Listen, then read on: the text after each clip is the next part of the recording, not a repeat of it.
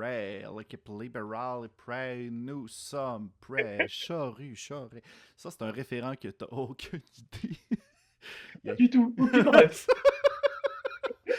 C'est ça que je trouve drôle avec toi, le Hermite, c'est que des fois, on fait des gags et il y en a un des deux qui comprendra pas du tout le gag parce que c'est tellement Tout à fait. référencé, là. Ah, Tout c'est à fait. drôle. C'est comme si je te parlais de Bill du Big Deal. Et j'ai aucune idée de quoi tu me parles en ce moment, là. C'est fantastique. Il y a moyen que les gens de cette génération sachent même pas non plus. Bon, moi je te parle de Loco Lacage, j'imagine que tu sais pas pantoute de qui je parle, là. C'est ça que je disais.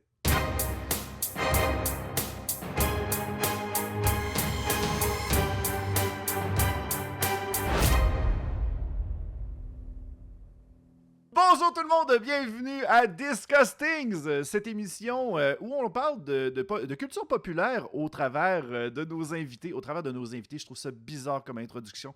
Pas grave, je la laisse telle quelle. Aujourd'hui, j'ai un grand plaisir d'avoir avec moi une personne que vous avez peut-être connue, mais il est dans l'ombre de certains de mes projets. Mesdames et messieurs, j'ai avec moi le Hermite. Allô, l'Hermite! Bonjour Luduc! Yes! Là, je veux juste mentionner que c'est ton pseudonyme que tu utilises pour tes streams. Tu as aussi une chaîne YouTube de ton côté. Tout à fait, une chaîne de critique ciné qui s'appelle La Grotte.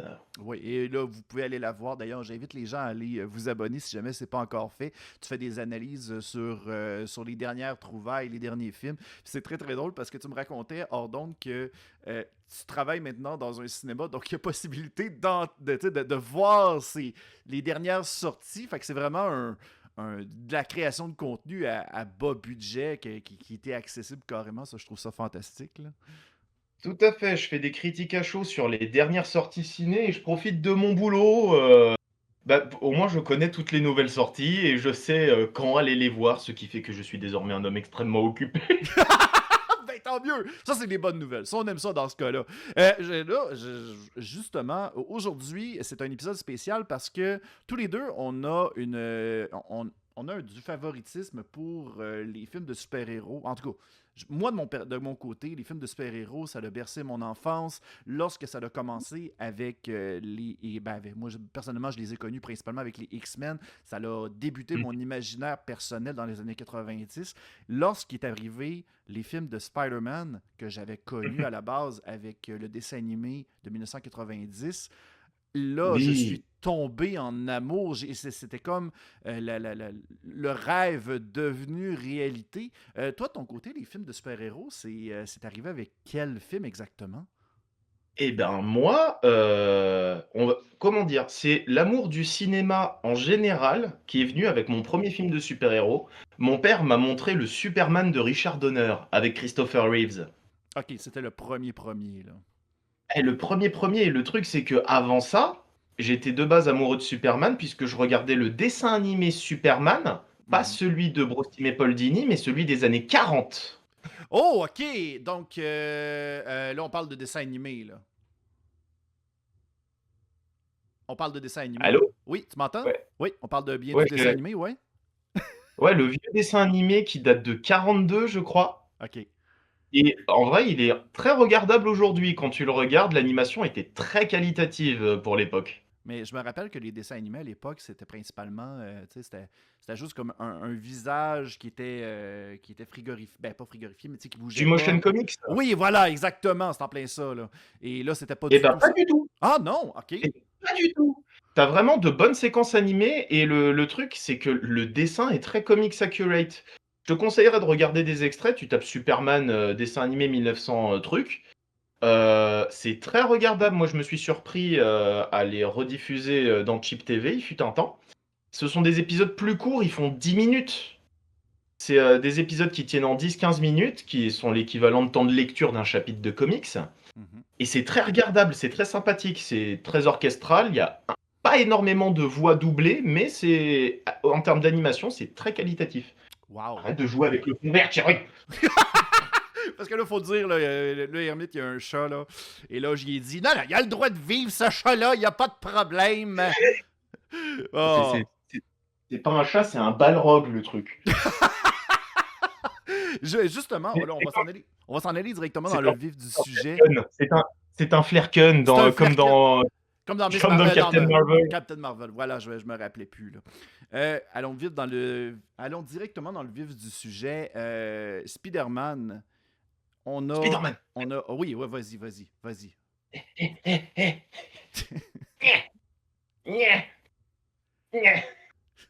Lâche pas, ça s'en vient. Là. Bon. Hey, les gens en audio vont capoter pour ce moment-là. Pour le tournage, j'ai mis mon plus beau slip Spider-Man. Ouais, on va laisser le monde qui écoute la version audio rêver. Là. Depuis le début, là, Hermite était nu. Et là, il fallait qu'on parle de Spider-Man pour qu'il mette enfin un slip. Mais pas tous les secrets. ouais, de notre côté, ben moi j'ai connu la version de Tobey Maguire et j'ai vu l'ascension avec le 1 et le 2, pas la rupture, mais je veux dire un peu la déchéance. Pardon? C'est Paul Dini le dessin animé Spider-Man? Pardon? Tu as dit que c'était qui, Paul Dini? Non, Et non, non, Marc, non, non, moi, je parlais des films. Je parlais des films de Spider-Man avec Tobey Maguire. Ouais. Le premier film, le premier et le deuxième, qui sont des chefs-d'œuvre à part entière. Et le dernier, qui a été un peu un flop niveau marketing. Puis j'avais entendu parler comme quoi que... Oh my God, t'es tellement pas d'accord avec ce que je suis en train de dire là. Toi, Ce sont tellement les pires! Attends, on va y aller, là. Ton côté, moi, j'ai bien gros adoré Tobey Maguire. Ça a été rough pour moi de faire la transition avec Andrew Garfield, qui a été la suite. Parce qu'on avait comme une genre de... Si on se rappelle bien, Andrew Garfield est apparu pendant la période de Dark Knight avec Christopher Nolan. Et j'avais l'impression qu'on voulait comme, pas humaniser, mais rendre un petit peu plus réaliste Spider-Man ish, là, le rendre un petit peu plus dark, le rendre un petit peu plus humain. Toi, de ton côté, c'était quoi ta réaction par rapport à ces œuvres-là? À l'époque, déjà, j'ai grandi avec la trilogie de Sam Raimi, que j'ai toujours trouvé chouette, vachement bien. Même le troisième? Disons que j'ai un retour un peu plus... Disons qu'à l'époque, quand j'ai découvert les Amazing, les deux, le 1, j'avais bien aimé quand je suis allé le voir au cinéma. Le 2, j'ai pas aimé. Ben, et avec raison, parce qu'il y a trop de méchants, il y a trop d'arcs narratifs incomplets. C'est ça le problème. Et plus les années passent, plus j'ai développé ma cinéphilie et mon analyse, plus je les nivelle vers le haut, en fait. J'ai énormément de respect pour ça, et j'expliquerai pourquoi un peu plus tard, s'il faut. Parce que je pense que ce sont des films qui ont certes leurs défauts, mais qui méritent le respect. Vraiment. Parfait. Ben, je pense qu'on peut directement y aller. Là. Ça serait quoi tes raisons pour lesquelles Amazing Spider-Man 2 a quand même une bonne évolution et a monté dans ton estime personnelle? Là? Eh bien, disons que les 3 réalisateurs d'on va dire les 3 Spider-Man différents, on a Sam Raimi avec la trilogie avec Tobey Maguire, on a Mark Webb avec les 2 Amazing et on a c'est James Watts C'est John Watts. John Watts, le troisième, ouais. John Watts pour les 3 Spider-Man du MCU. Ils ont 3 visions différentes. Ce qui me plaisait énormément dans les 3 films de Sam Raimi, c'est que Sam Raimi, à la base, il a fait ses armes dans le cinéma horrifique. L'un de ses premiers films, c'était principalement avec les Evil Dead, c'est ça, là. Tout à fait. Et en fait, il a mis énormément de codes du cinéma d'horreur dans son Spider-Man, ce qui fait qu'il est assez mémorable et qu'il a des scènes vraiment percutantes avec le peu de moyens pour le premier. Oui, le premier avait vraiment... Ben, tu m'amènes sur une méchante bonne parenthèse. L'éveil du gobelin vert, lorsqu'il vient de revenir, le zoom-in sur les yeux, c'est tellement terrifiant. Le réveil des tentacules de Dr. Octopus dans le second, c'est fantastique. Ouais, je m'étais amusé à analyser cette scène-là. Pour moi, ce qui résume l'ambiance... Non, descends du fond vert. Ce qui détermine un peu l'ambiance et le genre de Sam Raimi, là où il a le plus éclaté, c'est sur le réveil du Doc Ock, où toute la séquence c'est un imbroglio total de ce qu'il aime dans le cinéma horrifique. T'as des jumpscares, t'as des morts violentes, mais qui passent sous le radar de la limitation d'âge. T'as les plans en point de vue subjectif qui font très Evil Dead quand on a le premier plan du point de vue d'un des bras qui avance vers une dame. Ben, je trouvais qu'il y avait un Et genre de petit Easter egg un peu à la, pas à la Prédateur un peu. C'est-à-dire que tu vois le bien pour point de ça. vue. Ouais, c'est ça, tu vois le point de vue de la personne qui est sur le bord d'attaquer sa proie. Et là, c'est ça qui donne l'effet de surprise en même temps. Là. Je pense pas que ce soit tant une référence à Predator que un gimmick qu'aime beaucoup Sam Raimi, car il l'utilise dans tous ses films. Ah, d'accord, d'accord, d'accord. Il y a J'avoue, j'ai rien qu'à pas voir. vu les Evil Dead encore. Là. Ça manque à ma culture. Là. Justement, le plan le plus connu de Evil Dead, c'est un point de vue subjectif sur le mal qui avance à grande vitesse dans la forêt pour atteindre la maison démoniaque. Ah, Et d'accord, d'accord. c'est devenu un de ses points de récurrence et on retrouve aussi ces thèmes-là jusque dans son dernier film, il me semble, Doctor Strange in the Multiverse of Madness. Mhm. Ok. C'est vrai parce que c'est encore le réalisateur Sam Raimi qui avait fait Tout à In the fait. Multiverse of Madness, qui, en passant, de ce que j'avais cru lire, il y avait quand même eu certaines limitations. Il n'avait pas pu se gâter autant. Ça, c'est tellement triste, parce que Et c'est oui, ça il qui a fait voulait en faire sorte un. que... Y avait-tu mentionné ce qu'il voulait faire à la base, Sam Raimi, sur Un Multiverse film of Madness? d'horreur. Ah, À la ok. base, les ambitions, avant même que Sam Raimi ne soit embauché sur le projet, c'était l'ambition de faire un film d'horreur à thème Doctor Strange. Ok. Et ça Et l'aurait je suis déjà fonctionné, là. assez content du résultat qu'on a eu. Disons que la patte de Sam Raimi est assez visible pour qu'on puisse s'amuser. Et il y a de vrais moments où on se demande comment ils ont pu passer ça, hein. Ben, juste Non, mais c'est vrai. l'apparition de Scarlet Witch à Madripoor, qui est horrifique, pas à Madripoor, qu'est-ce que je dis là? Quadripo, Pas, ben, l'endroit, le temple de... Non, Madripoor, ça c'est... Camartage. À Camartage! Camartage. Et les fans de Marvel vont m'haïr en ce moment, là. Oui, oui, retiens-toi, retiens-toi! Madripoor, c'est un autre lieu pour les X-Men, là, c'est une autre ville. Madripoor, d'ailleurs, qu'on visite dans Falcon and Winter Soldier, si je me rappelle bien. Tout à fait. Voilà, c'est ça. Et Mais pour bon. revenir sur les... Parce qu'à la base, on me demandait pourquoi je mettais en estime les deux films Amazing. Mhm. Disons que quand Sam Raimi voulait faire un film d'horreur dans son Spider-Man, Mark Webb, qui avait des idées, il avait de l'imagerie, il avait de très bonnes idées de mise en scène, lui, il s'est dit, OK, pour aller sur cette lancée sans faire un copier-coller, ça va pas être un film d'horreur, mais je vais piocher dans les codes du film de monstre, en général. Wow! Ce qui fait que tu as énormément de plans et de façons de mise en scène qui iconisent et Spider-Man et le lézard, Kurt Connors, Mhm. comme étant des créatures. Le Spider-Man de Amazing premier du nom, il est à la fois un peu fun et très beau à suivre car les effets spéciaux sont très bons, et en même temps, par moments, il fait peur. Et ça, c'est agréable. Ouais. On te dévoile le côté film de monstre, surtout avec la partie lézard. Et bon, les problèmes que j'ai avec The Amazing Spider-Man 1, c'est la rupture de ton. On démarre, la première moitié, je la trouve vraiment formidable, où on te dévoile un peu l'origin story avec les parents, lui qui se découvre un peu, même s'il n'est pas trop crédible en jeune, même si Andrew Garfield n'est pas très crédible en jeune qui se fait bully, Ouais, parce que il offre une performance en Spider-Man qui est très stimulante. Il a la tchatch, il a l'énergie, il a la gestuelle, et ça, c'est très agréable à suivre. ouais, parce que Andrew Garfield, on a l'impression que c'est. Il n'y a pas l'attitude d'un nerd. Je trouve, ben, tu sais, il y a un peu le même problème qu'avec les Batman Bruce Wayne au cinéma. Des fois, il y a des acteurs qui vont faire d'excellents super-héros, mais par contre, leur double identité, ils vont moins Mm. l'interpréter. Tu sais, je parlais souvent avec des amis comme quoi que tu sais, Kristen Bell, qui est un Ouais. Batman, ça fait un super de bon Batman. En version Bruce Wayne, je ne sais pas à quel point. C'est ça la. Puis je pense que c'est le même problème qui pourrait peut-être s'accaparer avec Spider-Man. Mhm. Andrew Garfield fait un super de bon Spider-Man. Est-ce qu'il fait un bon Peter Parker?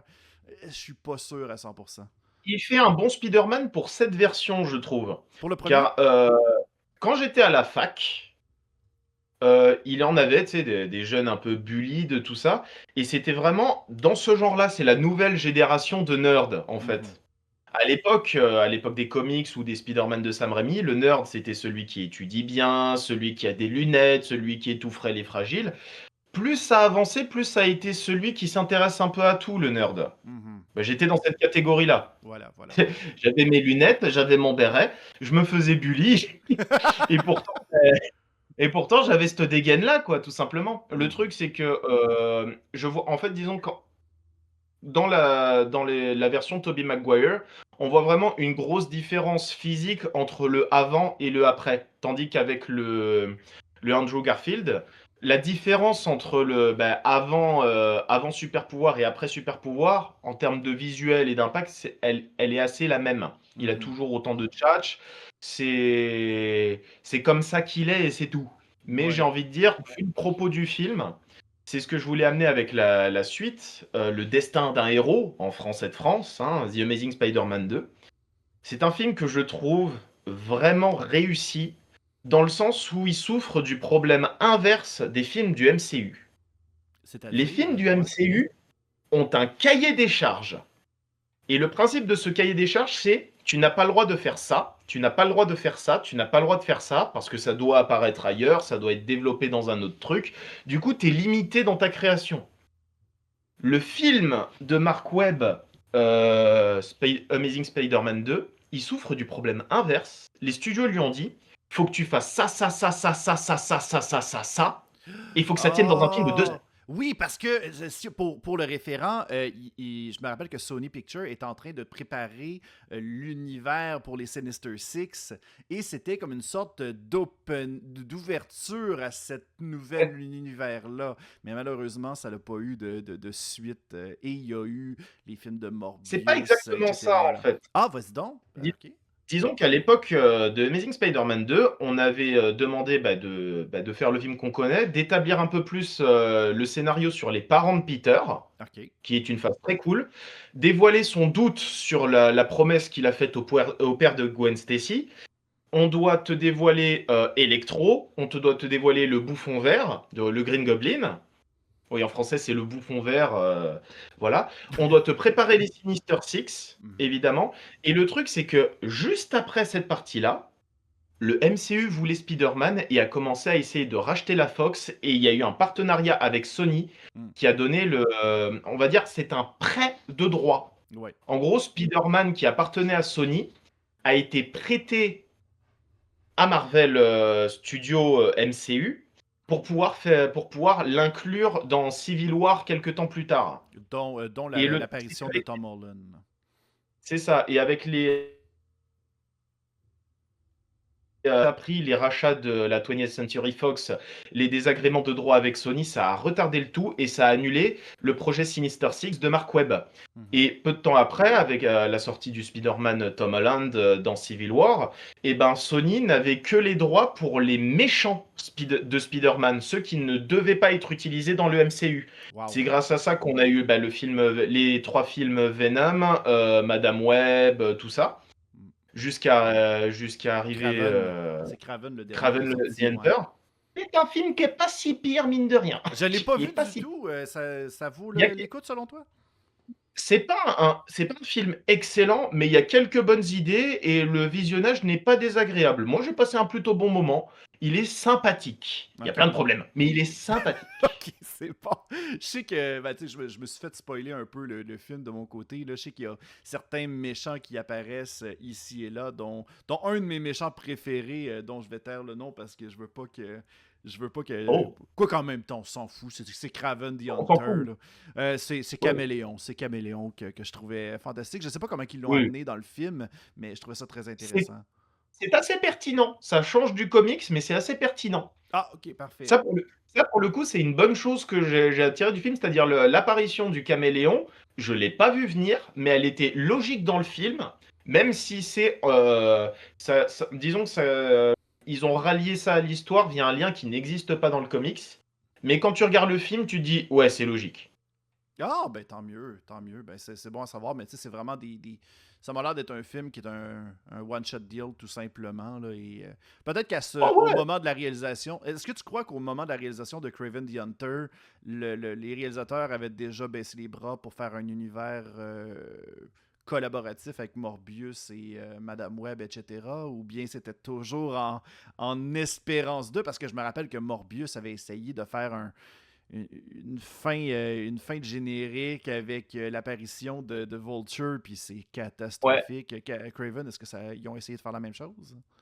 Tu veux une réponse sincère Ah ou oui, donc, la oui, vraie oui. réponse? Non, non, alors, vas-y donc un mélange des deux. Alors oui, nous avons bien sûr espoir de... Non, pas du tout, c'est le marché chinois. Attends, pardon, quoi?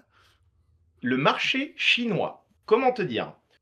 Les films Venom ont eu un succès plutôt correct aux États-Unis et à l'international. Par contre, c'est un carton en Chine. OK. C'est pour ça qu'on a eu Venom 2 et Venom 3. Wow. Et disons que la suite de cet univers connecté entre l'univers Spider-Verse, c'est une tentative, déjà pour rafler un peu de sous pour le marché européen, mais surtout pour se dire, hey, il y a Venom qui a marché en Chine, hey, regardez, ça se passe dans le même univers, ouais, vous voulez pas nous donner un peu de sous? OK, donc ils ont été vraiment dans cette direction-là. Ah, wow. OK, Ouais. c'est très, très bon. Ah, hey, je dois te poser la question, le Hermite, parce que le temps file et sérieusement, on pourrait tellement. Ben, on va continuer avec une version extension pour les fans Patreon. Si jamais ça vous intéresse, n'hésitez pas à venir faire votre tour sur patreon.com/luduc. Une question qui me brûle les lèvres. Si jamais tu devais faire ton film de Spider-Man à toi, Ouais. quel arc narratif, quel méchant verrais-tu exactement? Et as-tu une idée de casting? Et on pense aussi à peut-être quelle personne serait la tendre moitié de Peter Parker, parce qu'il y a quand même plusieurs versions là, qui sont disponibles des bandes dessinées. Là. Je pense que pour ce qui est relationnel, je mettrais Mary Jane, Oui. Mary Jane Watson. Pour la simple et bonne raison que dans la trilogie de Sam Raimi, c'est un aspect que j'aime pas trop. Oh mon dieu, je dis du mal d'un film de Sam Raimi, oh mon dieu. Euh, Ok, mais pourquoi t'as pas aimé Mary Jane Watson dans les films de Sam Raimi? En gros, je trouve que les acteurs, du coup, Kristen Dunst et Tobey Maguire n'ont pas une très bonne alchimie, mais leur relation est sauvée par les dialogues. Ben, je pense que il y avait des secrets de tournage qui mentionnaient que les deux acteurs avaient de la misère à s'entendre, je crois. Ou je me trompe carrément de... C'est ce que j'ai ressenti, c'est ce que je ressens moi en voyant le film. Mhm, Le truc, c'est que voilà, les parties drame amoureux sont vraiment super. mhm. C'est très bien écrit. C'est l'interprétation, je sens. En fait, disons que je sens pas d'affection entre les deux. Ouais. Voilà. Mais j'ai envie de dire, hein, c'est des acteurs, ils sont très forts là-dedans. Et il y a eu tellement de choses à faire avec. Comme arc narratif, ben, qu'est-ce que je pourrais voir? Ben, je verrais un truc tout simple, moi. Honnêtement, si je devais faire mon propre film Spider-Man, oula, t'aurais dû me poser cette question avant que j'y réfléchisse, parce que tu me connais, Moi, j'aime tu ça, me donnes donner une des idée. questions à vif de même. Là. C'est fantastique. Moi, j'aime ça avoir comme du monde là, qui réfléchissent puis font comme Ok. qu'est-ce que je réponds à ça? Ah! Mister Negative. Ah, je suis tellement d'accord. D'ailleurs, qui est un méchant principal dans les jeux sur PS4 de Spider-Man et qui, selon J'y ai moi, pas joué. il n'est pas joué J'y ai encore. pas joué. Ah, mais non, Pour moi, je te c'est le vrai. conseille fortement. L'arc narratif est fantastique. Un J'ai must. pas les moyens. Bon. I'm poor.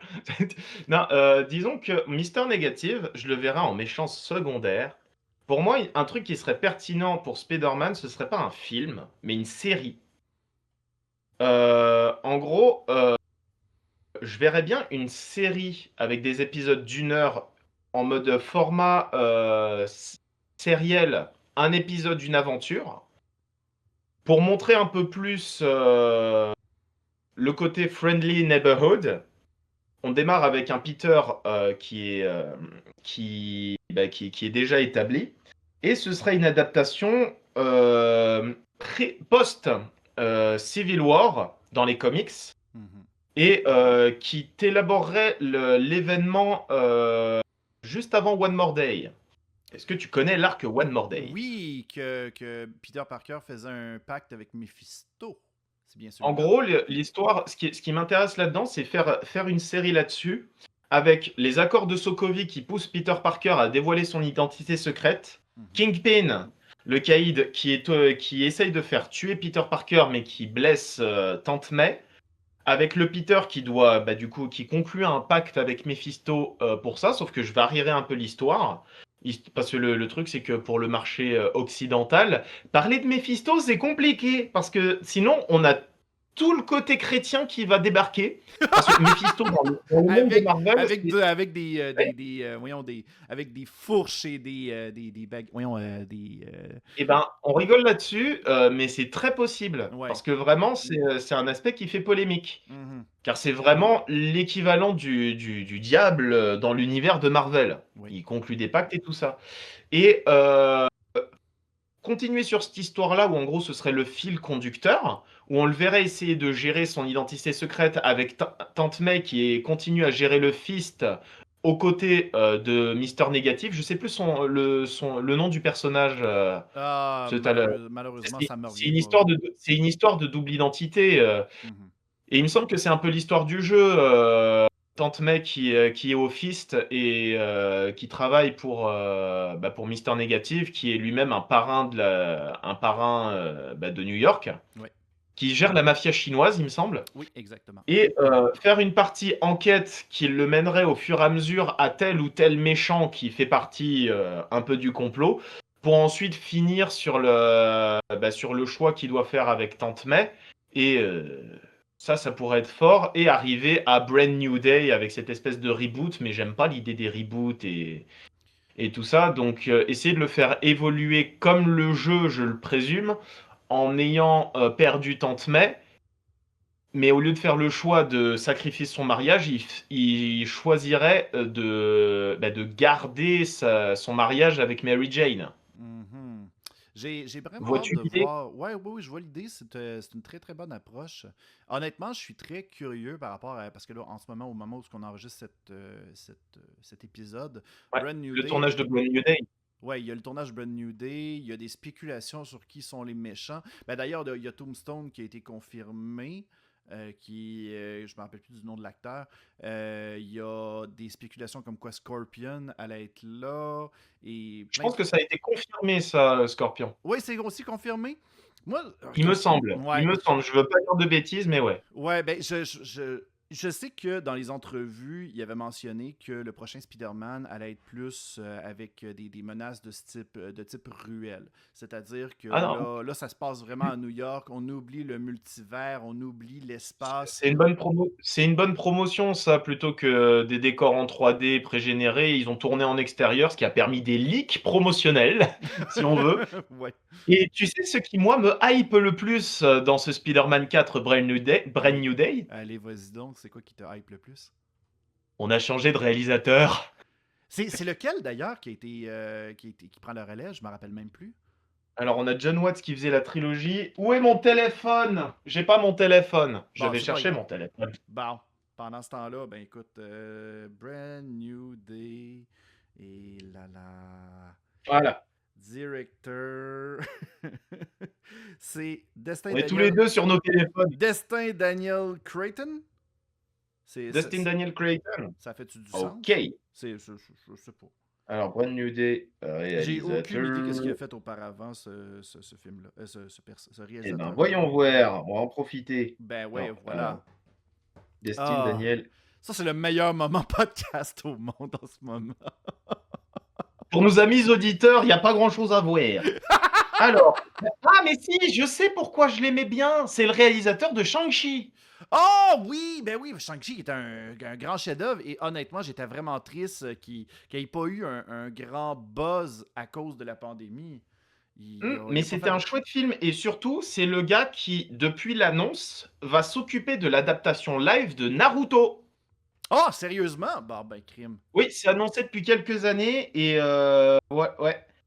Non, le truc, c'est que les trois films du MCU, Spider-Man, je les aime pas, ils sont pas bien. Oh, c'est quoi ton argument par rapport à ces trois films-là? Pourtant, Alors, attends une minute, je peux-tu te dire quelque chose? Je dis-moi comprends tout. pourquoi t'as pas aimé Homecoming. Far From Home, la seule chose que je déteste, c'est que ça se passe pas à New York, mais par contre, j'étais tellement content de la façon dont ils ont amené Mysterio. c'est la meilleure chose que l'on pouvait amener. On pouvait amener ce méchant-là dans le MCU. Puis pour. Mais pourtant, crime, No Way Home. Je trouve, je trouve qu'il est bon, mais on aurait pu faire bien mieux. Ok, donne-moi donc ton avis là-dessus. Alors disons, pour reparler de mes goûts, comme je disais tout à l'heure, les thèmes. Sam Raimi voulait faire un film d'horreur pour son Spider-Man. Mhm. Mark Webb a fait un film de monstre. John Watts a voulu faire un teen movie. Très inspiré Ah oui, ok, je des comprends ton comédies point. de John Hughes. Très inspiré des comédies de John Hughes. Tu vois, Ferris Bueller, Ça chauffe au lycée Ridgemont, ou je connais les noms français, où il y avait, zut, mon préféré des trois, c'était C'est pas là. le club, Ah, Breakfast Club. Breakfast Club, ouais, voilà. Et il l'a assumé, hein. On voit des images de Ferris Bueller pendant le film Homecoming. Oui. Le truc, c'est que ce qui est percutant dans les films de John Hughes et dans ce genre de teen movie, Mhm. c'est qu'on se concentre vraiment sur le côté émotif, introspection et dévoilement d'intériorité des personnages. Dans Spider-Man Homecoming, c'est juste cringe. Ok, ouais, Le c'est truc, Peter c'est Parker qui est pas capable d'assumer ses émotions et de vouloir faire son cool avec le restant de sa classe, tout en je ayant trouve que sa Tom double Holland est un identité. très bon interprète. Je trouve qu'il fait un très bon Spider-Man. Il y met du sien, il y met du cœur, il a le talent d'acteur pour. Mais au niveau de la mise en scène et de l'histoire, c'est bateau. Disons on s'est concentré un peu plus sur Vulture, qui est un personnage que je trouve très réussi, vu que c'est un méchant qui est créé par les conséquences des actes des Avengers, et notamment de Tony Stark. Mhm. Un truc qui me gêne un peu, mais je sais pourquoi les gens aiment bien ce Spider-Man-là, c'est ce côté Iron Boy. Ouais, tu penses que ça faisait un petit peu de l'ombre sur les Pas tant. nombreuses aventures, non? Disons que mon problème avec cette trilogie Spider-Man et de ce Spider-Man vient directement de la réalisation et du choix d'écriture. Ok, Quand on parfait. nous le présente dans Civil War, Mhm. on nous présente un Spider-Man déjà établi et on nous fait comprendre via son premier dialogue avec Tony Stark qu'il a compris son arc narratif. C'est le principe du grand pouvoir implique de grandes responsabilités. Il le formule autrement. Ouais. Et en fait, tu as à la suite de ça, où tu le vois vraiment agir comme un Spider-Man, en étant vertueux, penser aux autres et agir au mieux, comme il le pense, et ben tu as 3 films pour lui faire réapprendre la même leçon. Ok, Parce que ouais. Donc dans finalement, Homecoming, c'est juste tout le temps un copier-coller constamment c'est ça. de cette même Dans chose-là. Homecoming, on n'a pas de grande scène de voltige impressionnante comme on peut en avoir pour les précédentes incarnations. Et la leçon qu'il doit apprendre, c'est ce n'est pas le costume qui fait le héros. Mhm. Ça, il est censé l'avoir déjà appris. Dans Brand New Day, bah, c'est le poids des responsabilités, truc qu'il était censé avoir déjà appris. Déjà que Tante May l'a mentionné dans le troisième film. Donc, ouais, je peux comprendre. Puis Et, pourtant, bah, déjà, mais de toute façon, No Way Home est incohérent de A à Z. Mais le pire, je sais pourquoi. Pourquoi? C'est dû à des difficultés de sortie. Le scénario de No Way Home, c'est bah, du coup Peter qui dévoile son identité secrète, t'as Doctor Strange qui fait oublier et ça ramène des gens. À la base, le film devait sortir après Doctor Strange in the Multiverse of Madness. Dans ce Oh! film-là, à la fin du film, on voit America Chavez, dont le super pouvoir est de voyager dans les autres multivers, commencer à apprendre les arts mystiques. L'un des scénarios originaux de No Way Home était que America Chavez, venant de découvrir un nouveau sort, accepte d'aider Peter Parker et son sortilège ayant été mélangé un peu avec son pouvoir de multivers, aurait ramené les gens d'autres univers, qui là aurait été un peu plus Ah! cohérent. Ok. Ouais, ça aurait eu pas mal plus de sens selon moi. Ok, parfait, je comprends. Ben, c'est sûr et Tu certain vois que. l'idée? Ben, on peut-tu s'entendre que No Way Home était principalement. Tu sais, des fois, Du fanservice. oui, c'était du fanservice et des fois, je Il n'y a que ça. remarque qu'il y avait des moments où tu avais l'impression que les acteurs arrêtaient de parler, comme ils attendaient que les gens arrêtent de crier Exact. en salle. J'ai réécouté ça Exact. récemment devant ma télévision, et là, j'étais comme, ben là, vous pouvez parler. Parce que, tu sais, le hype est terminé, il n'y en a plus. Et là, je Mais suis c'est comme le en cas mode, ouais. C'est le cas depuis Homecoming, hein. Mm.